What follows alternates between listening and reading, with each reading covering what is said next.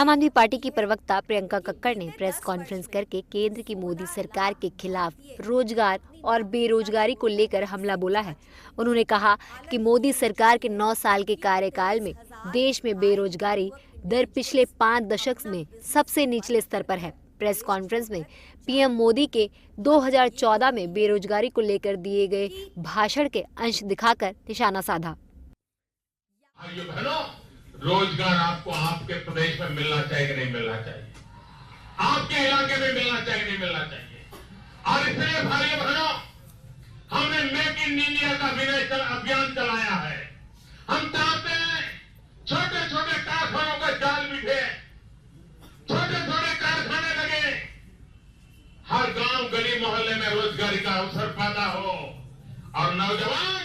2018 में जब प्रधानमंत्री मोदी से सवाल पूछा गया मैन्युफैक्चरिंग के आंकड़ों को लेकर, तो उन्होंने जवाब दिया था कि पकौड़े तलना भी एक रोजगार है जो इन आंकड़ों में रिफ्लेक्ट नहीं हो रहा।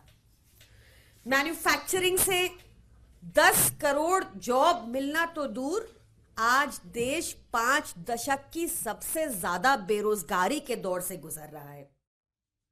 प्रियंका कक्कड़ ने वित्त मंत्री निर्मला सीतारमण के एक टीवी चैनल को दिए गए इंटरव्यू के अंश भी दिखाए, जिसमें निर्मला सीतारमण ने पीएलआई और एफडीआई और कॉर्पोरेट टैक्स की बात की थी। We will do everything to get industry coming and investing here. Give PLI. We've given PLI. I want to hear from the Indian Inc. What's stopping you? When countries and industries abroad think this is the place to be in now at this time, FDIs are coming, it's all, the stock market is so confident, the Indian retail investor believes in them. Is it like Hanuman, you don't believe in your own capacity? इस video में भी 3 झूठ बोले गए। पहला झूठ, उन्होंने कहा कि उन्होंने पीएलआई दिया मैन्युफैक्चरर्स को। जैसा मैंने बताया, WTO के रूल्स सिर्फ असेंबलिंग, देश भारत में सिर्फ असेंबलिंग के ऊपर पीएलआई दे सकते हैं, ना कि मैन्युफैक्चरिंग के ऊपर। दूसरा झूठ, उन्होंने कहा देश में लगातार एफडीआई बढ़ रही है।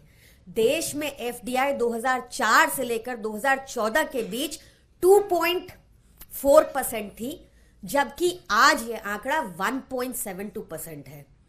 जो फॉरेन डायरेक्ट इन्वेस्टमेंट है वो वैसे भी फॉरेन कंपनीज बैक्ड होती है और फॉरेन कंपनीज अपना प्रॉफिट देश से ले जाती हैं, तो भारत में कोई कैपिटल जनरेशन नहीं होता।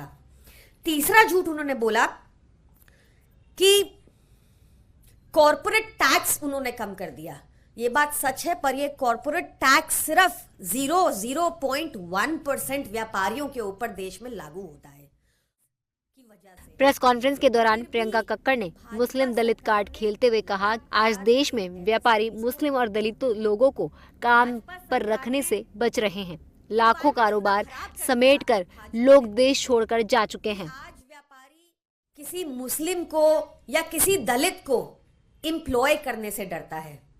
हालत ये हो चुकी है कि बीते 10 वर्ष में 16 लाख भारतीय अपनी नागरिकता छोड़कर देश से जा चुके हैं। हालत ये हो चुकी है कि 23,000 हाई नेटवर्क इंडिविजुअल्स अपना बिजनेस बंद कर देश छोड़कर जा चुके हैं। वहीं दूसरी तरफ दिल्ली बीजेपी ने एमसीडी द्वारा लोकल कॉलोनी में लगाए जा रहे पार्किंग चार्ज के खिलाफ प्रदर्शन किया। दिल्ली अध्यक्ष वीरेंद्र सचदेवा ने कहा कि आम आदमी अगर एक ब्रेड बटर लेने भी मार्केट जाता है तो उसे चार्ज देना पड़ेगा। ये सरासर गलत है, इसे फौरन खत्म कर देना चाहिए। जहाँ मन आएगा वहाँ पार्किंग लगा देंगे। क्यों? क्योंकि हमें राजस्व चाहिए। राजस्व के नाम पे आप लूट मचाओगे।